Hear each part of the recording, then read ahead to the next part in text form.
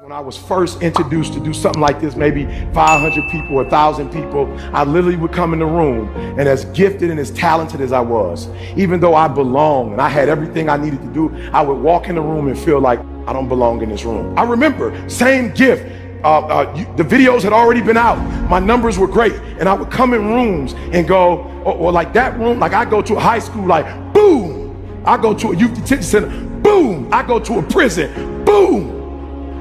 I come to corporate and go, I don't know if I belong in here. Everybody in the room don't look like me. They don't come from where I come from. I don't know if I belong here. And I'll never forget. And I started talking to Les, and I started naming like, yo, you, Les Brown, this person, #1 in the world. He said, don't you ever say that again. I said, don't say what? He said, you the best in the world right now. I said, what? He said, you the best in the world right now. There's nobody as good as you in the world. You're the best right now. The only reason you're not the best right now is because you don't believe you're the best now. And when you walk out this room, I want you to go in and say to yourself, I'm the best right now. He said, before you even become #1, start to proclaim it and say it long before it happens. Say, I'm the #1 motivational speaker in the world. And when I was number 20, I started saying, I'm the #1 motivational speaker in the world. And I went to the computer, and the world said exactly what I said, that Eric Thomas is #1 in the world. I spoke it, the world heard it, and it activated. Your problem is that you don't believe you belong here. Your problem is that you don't think you should be sitting down here. When I believed that my voice was needed in this world, when I believed that I needed to be on the stage, not for myself, but to speak to a group of people who come from where I come from, a working class, who don't know what it's like to make millions and millions of dollars, who don't understand what wealth looks like, that I needed to come in the room with a single parent mother, with a father not in my life, being homeless and a high school dropout. Only somebody who comes from where you come from can tell you you belong. And I had to get my butt on stage because there's some folks that Les Brown can't reach. There's some folks that Tony Robbins can't reach. There's some folks that only I can reach. And so I need to be on the stage with them, doing what I was called to do. And there are those of you still up there because you don't think you belong in that $1 million home. Look, I'll never forget when I first told them I was moving to California, I was putting my wife deserves to be out of the winter in Michigan. She deserves that.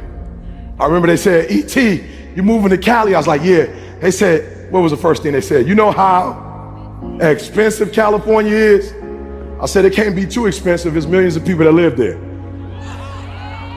Like for real, when I moved there, it won't be like 5 of us in California. There are 5 human beings.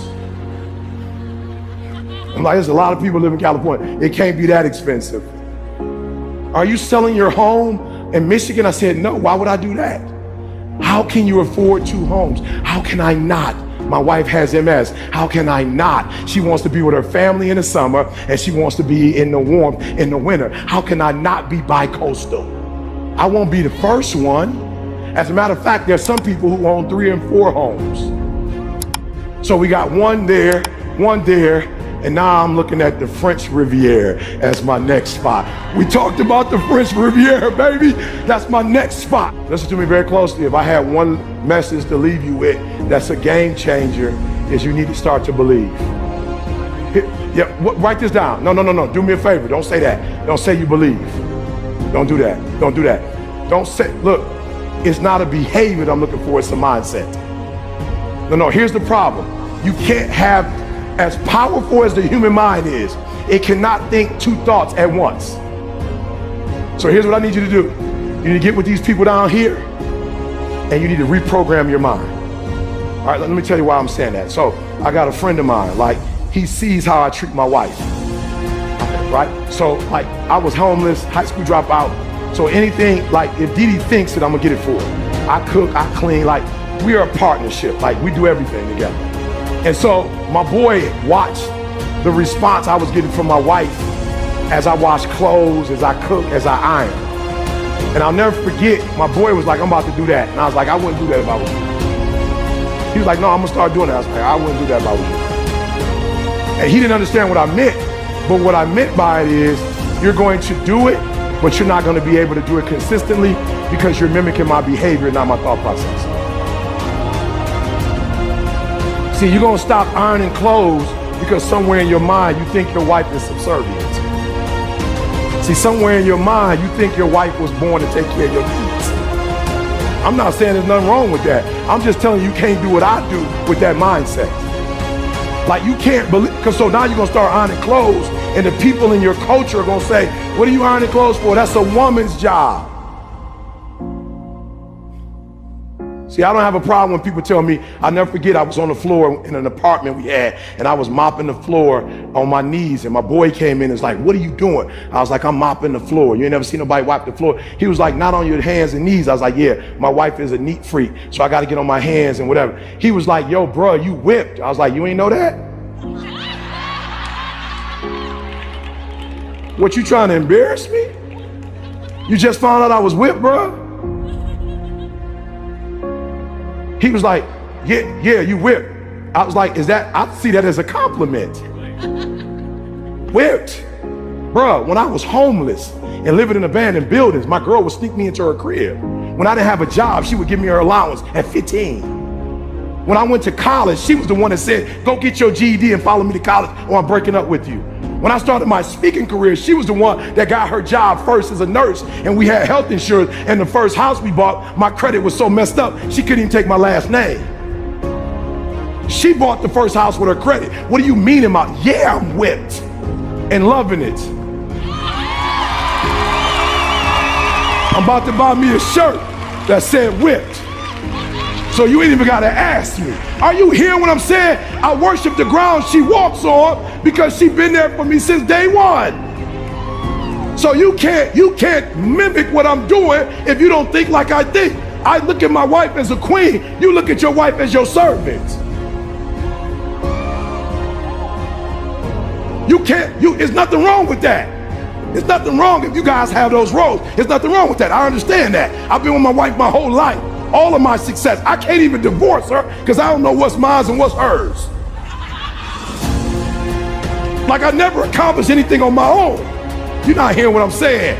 So there are those of you who want to mimic their behavior. It's not their behavior you need. It's their mindset that you need. It's the way they think is what you need. And when you begin to think the way, let me say this to you, and this is gonna be weird for my working class people. I actually worked harder when I worked. I know I got a GED. I'm so simple, you like, it go right over your head. I'm gonna say it to you one more time. What I make in an hour now presentation, I actually worked harder when I was working. And some of y'all, you have been in the working class your whole life. You missed what I just said. I actually worked more hours, worked harder, and got less money when I used to work. Now that I have a wealth mentality, I just had a promoter call me to do some stuff in another country and was like a couple hundred, and I'm like, I'm good, bro. And he was like, no, did you hear how much I said? My man couldn't believe I was telling him no. He was like, how can you say no to 200,000? I said, because I'm an ATM machine, I'm wealth. I don't work for money, I think up money. Okay, I'm gonna say it one more time. I don't work for money, I think of ideas and make money.